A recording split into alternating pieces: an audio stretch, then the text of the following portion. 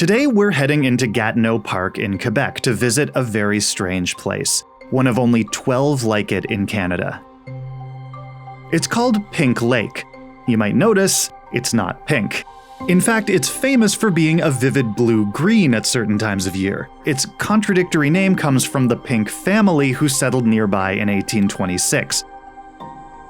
But that's not even the weirdest thing about it, because Pink Lake is also a meromictic lake.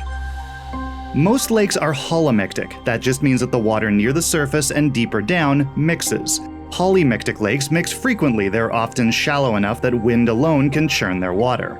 Dimictic lakes mix because of seasonal temperature change. For most of the year, the warm water stays at the top and the cool water stays at the bottom, but in the fall and spring it equalizes at 4 degrees Celsius and the water mixes freely. And in some climates you can also get monomictic lakes, where that temperature equilibrium only occurs once a year.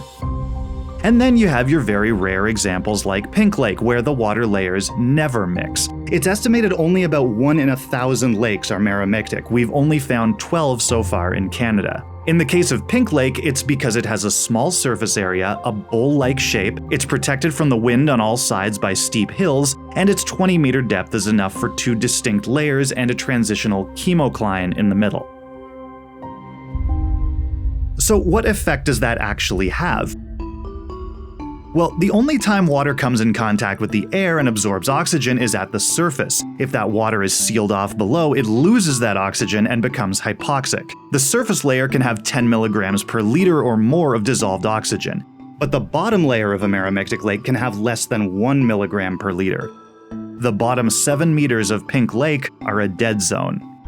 This has a couple of consequences. For one, it stops almost all organic activity, which means anything that falls into this zone is almost perfectly preserved. Core samples from the bottom of Pink Lake can track accurate climate conditions going back 10 centuries. Core samples from McKay Lake, another meromictic lake in Ottawa, revealed a mass die-off of hemlock trees 4,800 years ago, and even crazier, radioactive fallout, still preserved in the sediment layers from nuclear weapons testing in the 1950s and 60s that had drifted all the way to Canada. The other consequence of the hypoxic lake bottom is that animals and plants can't survive below the chemocline layer. But in a crazy twist of fate, the oxygen in the rest of Pink Lake is also being threatened.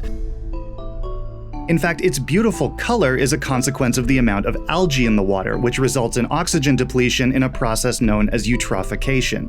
That usually takes thousands of years, but Pink Lake got so popular that we have been speeding it up. Park staff have installed a boardwalk and planted 10,000 trees to try and reduce the erosion that promotes algae growth.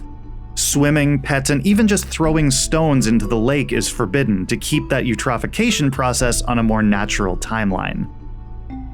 So this rare lake with its oxygen-free bottom now risks losing all of its oxygen. But Pink Lake actually has an even weirder coincidence.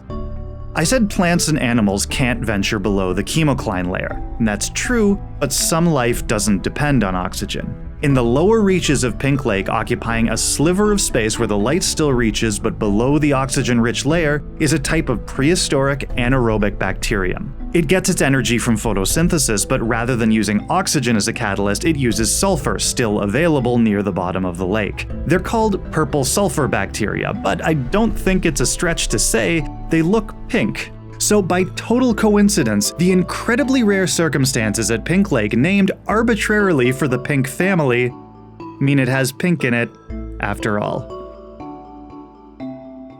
And next time, we'll learn about the other most fascinating inhabitant of this endlessly fascinating lake.